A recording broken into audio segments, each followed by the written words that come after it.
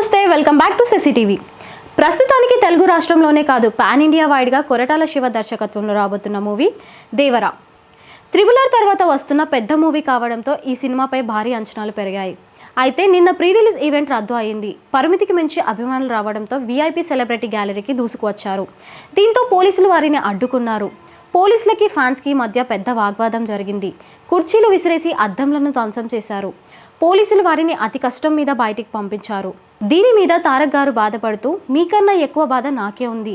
ఈ సినిమాకి పడ్డ కష్టమంతా మీతో షేర్ చేసుకోవాలని ఎంతో ఆశగా ఉండే, కానీ సెక్యూరిటీ రీజన్ వల్ల ఈవెంట్ రద్దు అయినందుకు చాలా బాధాకరంగా ఉంది అంటూ వీడియో పోస్ట్ చేయడం జరిగింది. అయితే ఈ మూవీ ఈ నెల 27న రిలీజ్ కానుంది. Thanks for watching. Please do like, share and subscribe our channel.